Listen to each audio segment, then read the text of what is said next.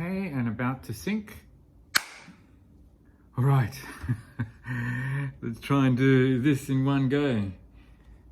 Hi, Adventure 8, Greeny Flex Studio. Subscribe, like, and press notifications. Today's video is going to be about navigation.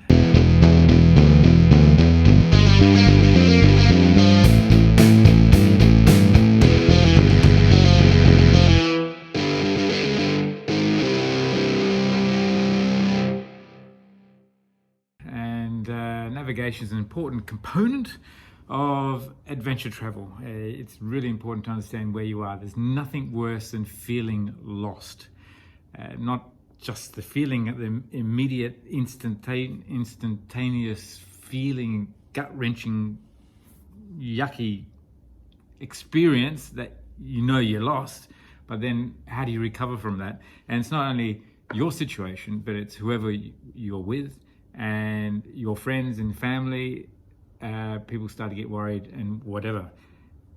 My earliest experience of getting lost when I was 6 years old, had gone to the Royal Easter Show in Perth in Western Australia with my brother and his friends and his family, and we had just arrived at the showgrounds and we were mulling around and visiting different locations, and then all of a sudden there was a crowd of people and I lost sight of everyone, and I looked around in every direction. I couldn't see anyone.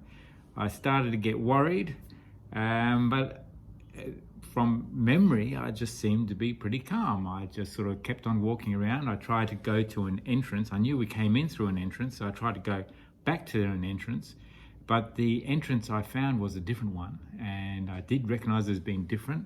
And there were people leaving through that entrance, and but no one was coming in. So I thought, well, I'll follow those people. And then before I knew it, I was outside of the showground. The only landmark that I recognized was some railway lines, and I knew that we lived near a railway in near Perth. There was no fences. So I just walked up to the railway and started walking along the railway. I'm 6 years old, no one else around anywhere, and I'm completely lost. So I did that for a while, and there was no trains coming, so I thought maybe I should try something else. So I walked back over the field and then walked along the road, and before long a car stopped, and it was a taxi. And I guess I knew enough about where I lived and what my name was and what the address, my home address was, and I was able to tell the taxi driver where I lived. So he actually drove me home. And at the time I thought, this is no big deal. I've gone and asked someone, they took me home, but oh my goodness, did shit hit the fan. And needless to say, when I got home, my parents were so surprised to see me home, and then asked questions, where are the others? I was just burst into tears because I knew I'd done something completely wrong and got lost, and somehow found myself coming home. And later on that day, this is many years ago, obviously, so there was no internet. People didn't really have access to phones too easily, other than public phones. Don't even know whether we had a phone at home at the time. And so my brother and his friends and his family came home later that afternoon, absolutely devastated, thinking that they had lost my parents' child, only to find me there at home. So, you know, that's that's an amazing story. It still sticks with me today. So whether that's formed my character over the years, so whenever I go on adventure travel, I want to make sure I know where I am all the time and have enough maps, compasses, navigation devices, whatever's necessary, so that I can work out where I am and where I'm going and what to expect along the journey. Needless to say, with adventure travel, you need to have multiple plans, because what you think's around the corner may not be there, and then you have to adjust. But knowing where you are is so important. So when I travel with numerous devices. Obviously you need maps, and whether they loose leaf maps or whether they're in the form of a book like this. I use Hema Maps. And Hema Maps also are available on your mobile phone, on an iPad, as well as some of their own dedicated devices. So, and I will show where all these fit inside the Troopy as well. So, on the iPad, it's really good. They have two types of Hema Maps on the iPad. Once I get in, what have we got here?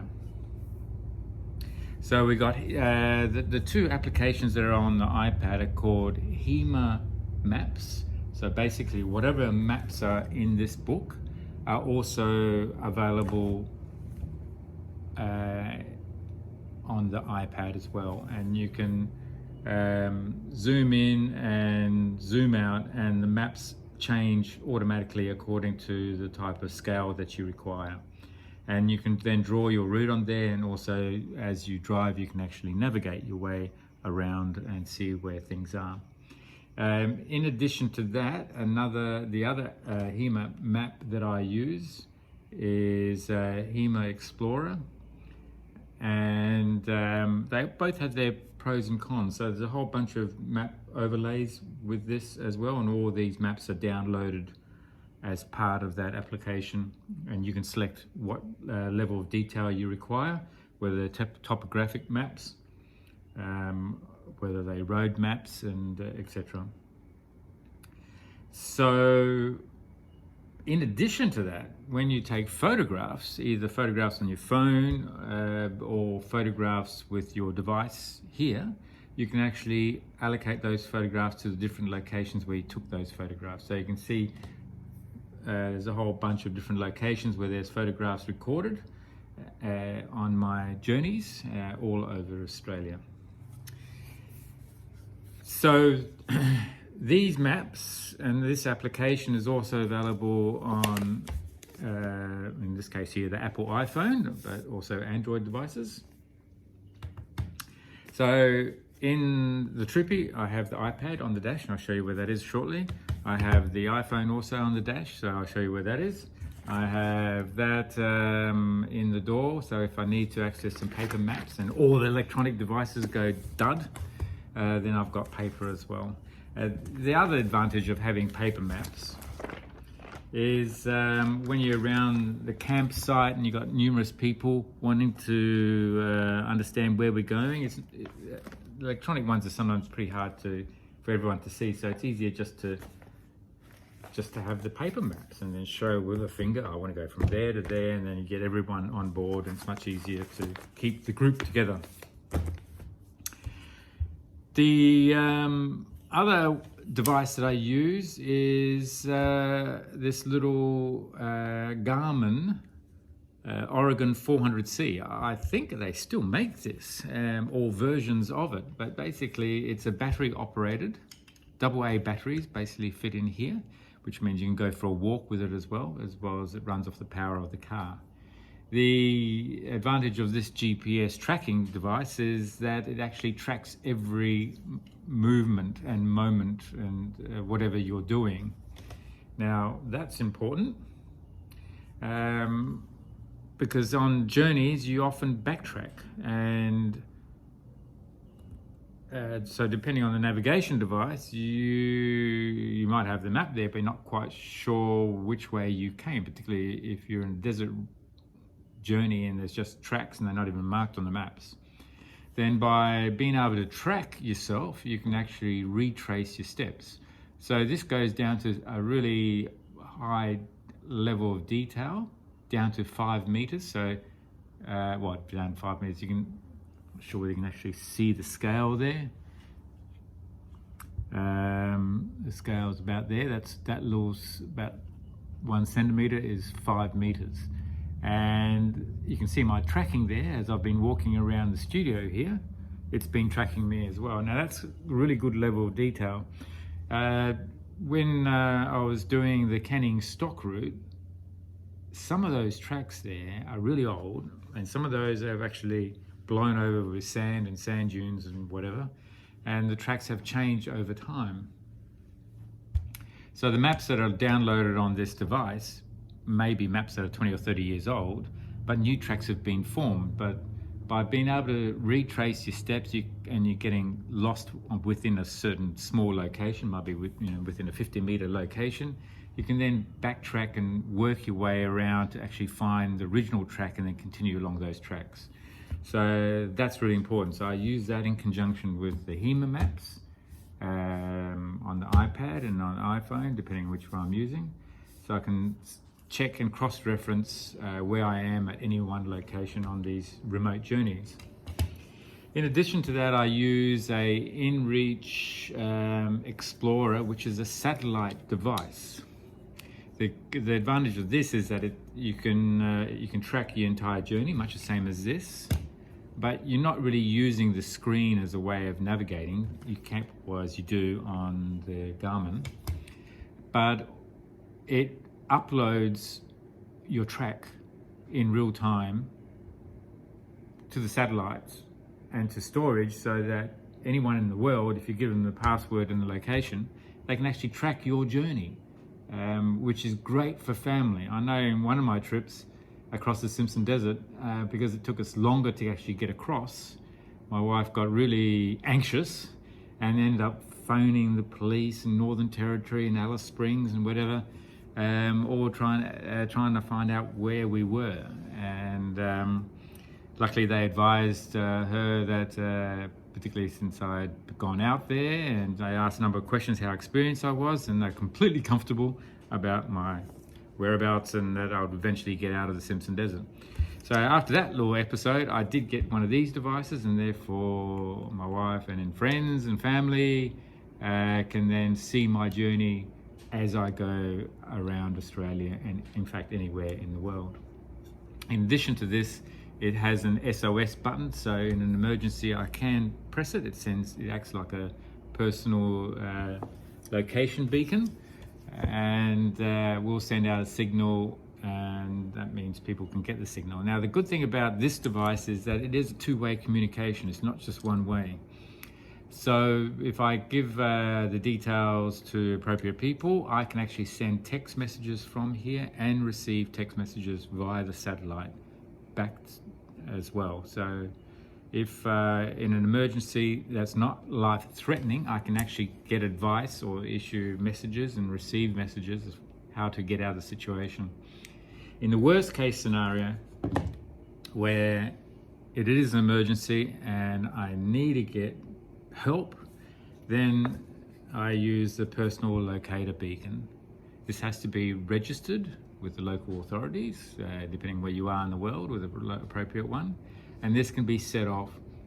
And if it's set off, there is no communication between this device and anything else other than an emergency beacon, and therefore the authorities receiving this beacon warning message means that it can actually then send help to wherever this beacon may be residing. So that's in a life and death situation where no other option is available, and therefore that's what we've got to do.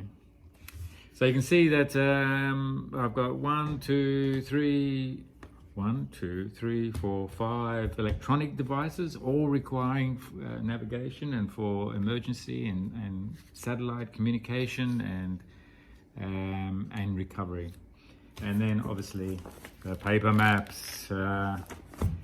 That's what I have, and we'll have a quick look to see where that's all located inside the car. The important thing about location within the car is like everything in my Land Cruiser, it has to be in a place where it's not going to fall around or fall out or dislodge itself, whatever, because of the nature of the journey. It's rough roads, it's up and down, whatever. You want everything to be secure. Having the iPad mounted in such a manner they can use, and you actually take photographs of this through the windscreen, means you can get your location and a photograph of the location and have that coincide with the map as well. So, moving on to the car now.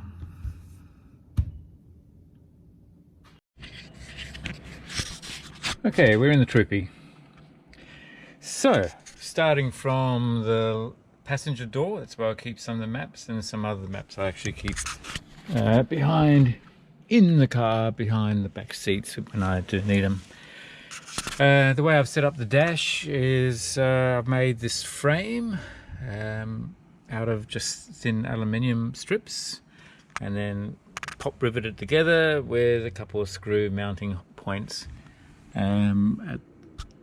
behind on the frame, and also created the frame so that it can also have my phone there, and it's all fairly secure, so it doesn't matter how much a car rattles, both of those devices there. So if I'm using Google Maps or Apple Maps on there, and then I've got Hema Explorer and Hema Maps on there, in addition to the Garmin on the right hand side here, and also another device which is the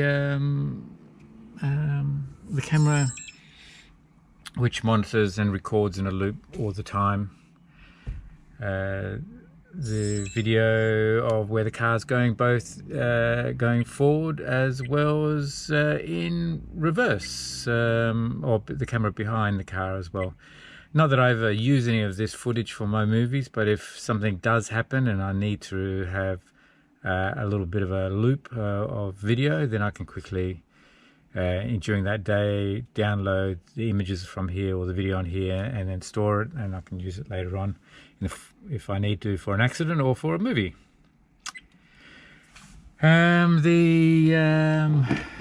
Inreach Explorer satellite navigation device I keep here on the dash, so it's got line of sight all the time. What I found is I need to cover that so it doesn't move around, and also to keep the sun off it.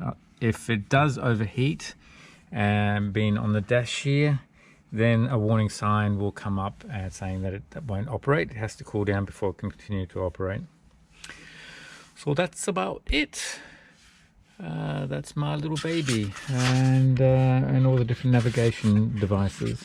Well, I hope you found this interesting, and maybe one day you'd like to join me in one of my tours. I will be setting up some tours towards the end of this year, 2020, and also for 2021, where people will be able to join along in the four-wheel drive tours around Australia as a tag along in your own vehicle. And if there are individuals who would like to join me in this car as a passenger, then that is also possible. So stay in touch, send me some messages. If you're interested in joining one of my tours, let me know. Otherwise, we'll see you on the next video. So please subscribe to Adventure 8 YouTube channel, Greenyflix. Subscribe, press the notifications, and obviously click likes, dislikes, make comments, whatever. Look forward to making the next video. I hope you enjoy it. Thanks for joining me here. Cheers.